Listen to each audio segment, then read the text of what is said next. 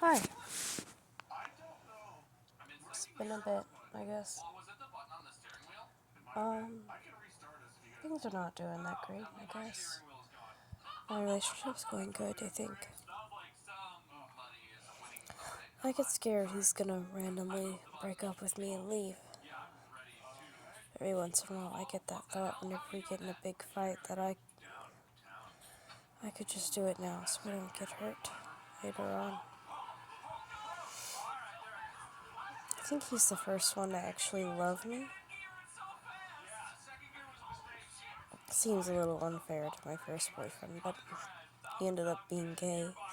So I know that he loved me and he cared about me, but never in the way that I wanted, which is not a problem. I mean, you're born the way you are. Can't change that.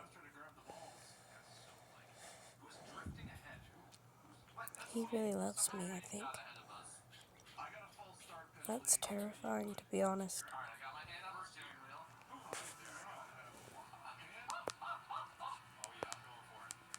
I don't know how to feel about it.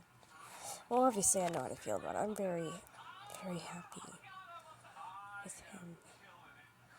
He never fails to make me laugh. Every time I look at his face, I just fall in love. He is adorable and handsome, and I would never replace him. That's why I'm so scared. Do you ever get that feeling where you kind of don't want them to realize how good they are? Because then they'll realize how much better they are of you. Much better they are than you. He's an absolute 10, and I don't want him to realize what I am. I'm boring and a compulsive liar. I grew up kind of sheltered and hidden away, always grounded and blamed for everything. I never really had time to develop any hobbies or anything, and anything I did have interesting about me was shut down from the very beginning. I used to be a prodigy child.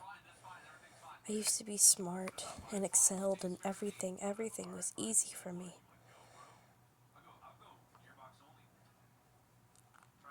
I was an ace. I was in the search program. I was in the Duke Young Ministers thing, whatever that was called. I don't remember the full name, but I used to be smart. I used to have promise. I used to beat all of my friends in competitions like this, and they would just be so happy for me. They were never jealous or bitter. But I was of them. I hated my friend Matthew Polito for how supportive his parents were and how much they loved him no matter what score he got on the test, even though he always got good scores on every test. Doesn't matter what it was. I hated how confident he was. I hated how he was able to just be himself and he looked amazing doing it. He still does. I was jealous of Oceana because she didn't have the greatest parents either, like I did, but her mom was amazing. She had friends, she had potential. She's a beautiful, beautiful person, and now she's getting married to the love of her life. I think she's already married, I don't know.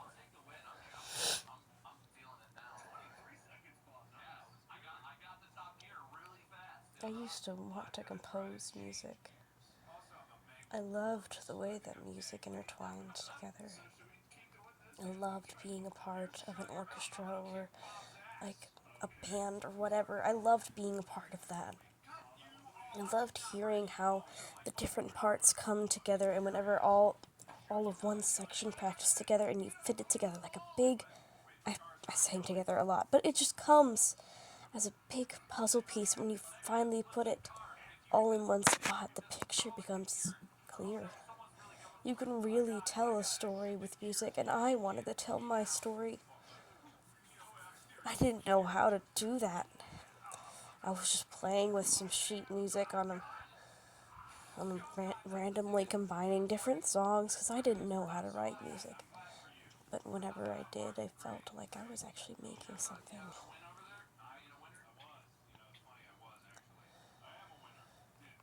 That got shut down. I tried to show one of the band directors at the high school whenever I was in 8th grade, and he shot it down, saying that it was too chaotic, it didn't make any sense, and that if I want to get somewhere, I have to make something better than that.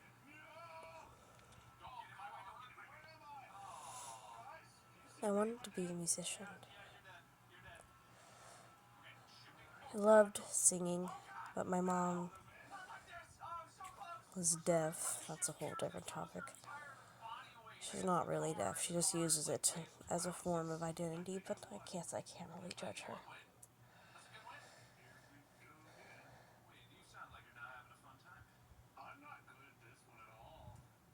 I don't know. I wanted to be a musician. I wanted to have something special about me. I am a good singer. And well, I was going to say I can play guitar, but I can't really. I haven't played in years. I was getting guitar lessons, but that was before I had a baby and everything. And I love Lilith, but it's just... No buts, actually. I love Lilith. She saved my life. I'd be dead, too, if it wasn't for her. She's not dead. I meant, like, my brother. My brother killed himself last January. To be honest, it doesn't feel real. It still feels like he's not really dead, you know? I wasn't as close with him as normal siblings, because we grew up in the 2 states apart from each other, but we had our moments. We would get stuck in long conversations about whatever. Because we're both ADHD, we can jump from topic to topic. But he was also bipolar and impulsive, which is what killed him. One impulsive decision.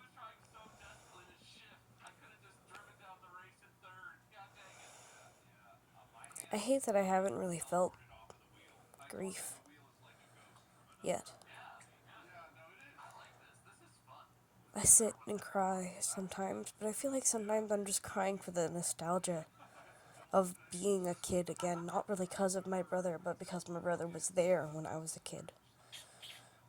Is that wrong? Am I a bad person?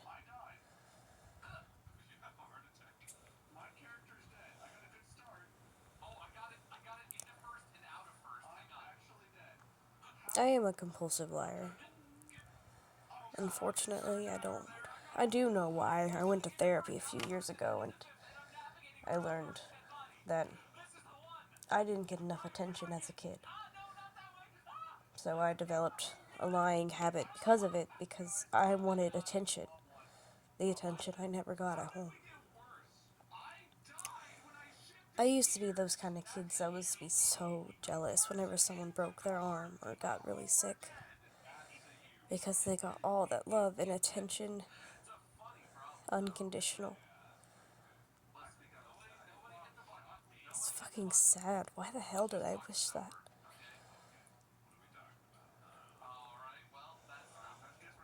It's fucking awful.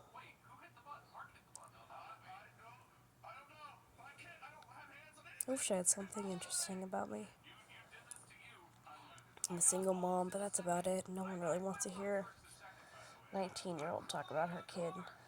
And also, people don't really respect me that much because I'm a teenage mom. Why are we having sex again? Blah, blah, blah. Thing is, like, everyone my age started having sex around 13 or 14. There's very few people that waited till they were 16, and that's very few. It's just, the culture around here. It's just the way my generation is. Unfortunately, we were forced to grow up faster because of social media and everything. If you look at 12-year-olds now, back in but compared to back in the early 2000s, it's so different. And I guess my mom didn't really understand that. She always thought I was the absolute worst kid. She always hated me. She still loved me, I hope, because she still takes care of me. But she makes it seem like she's doing me a huge favor and that I should be grateful. But one thing I've grown to learn growing up is that she's doing the bare minimum of being a good mom. Bare minimum. She she tells me every day ever since I turned 17, after I had my daughter, that I should be grateful that she's not kicking me out. That I should be grateful that she's still here. That I should be grateful that she's not making me pay rent. That I should be grateful this and this and this. But then, why would you do that to your daughter? Because, why would you do that? Growing up, she blamed me for everything. As soon as I turned 10, I was taking care of the house. She dragged me down the hallways of apartments by my hair because, something happened with either my step-siblings and no one wanted to take the blame, so it was me. She had sex with my stepfather while I was in the bed, and then I had to crawl out slowly and sleep in the closet. And then in the morning, she got pissed at me because she couldn't find me, and we were late for the airport. She didn't even remember that I was in the bed. She has thrown mugs and glasses and cups, and she's thrown things at me. She's hit me. She's yelled at me. She's told me how ungrateful I am, and that I should be worshipping her for how much she's given me. A punishment of hers growing up was she would only tell my father the bad things I did. She would never tell him my accomplishments, or when I was having a good day, or when I made a new friend. Anything I did, she never told him. She only told him whenever I was doing bad things. And I hoped that wasn't true. Whenever I looked through their messages, I saw that it was true. All she ever told him was the bad things I did.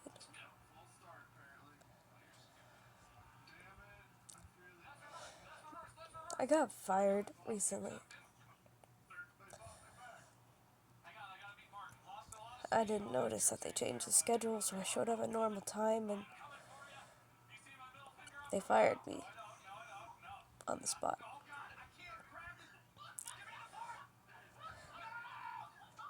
And the next day, my mom messages me saying that I need to get up, I need to be proactive. I can't just be laying in bed because I'm depressed and blah, blah, blah, blah. I understand, I get it. No, you don't. She doesn't understand. She had a fucked up childhood, too. I know. She was also sexually abused, and she also didn't have a good mom. She ran away when she was 16. Ran to Tennessee and with my sister.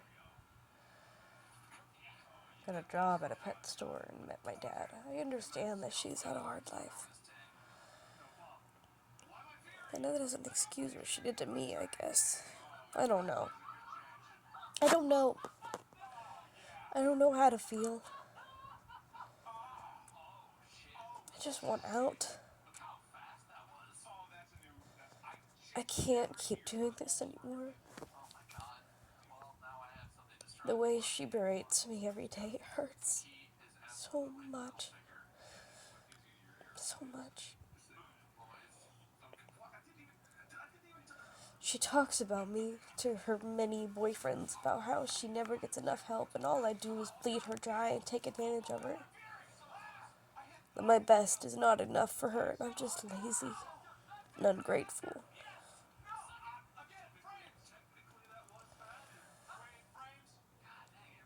And that I've always been the dramatic type. That's one thing she always says about me, is that I'm dramatic. I'm not trying to be dramatic. I just want to be loved, you know? I'm always the poet, never the poem. I just want something to be about me. I want someone to be happy that I'm here. I want someone to actually need me and want me.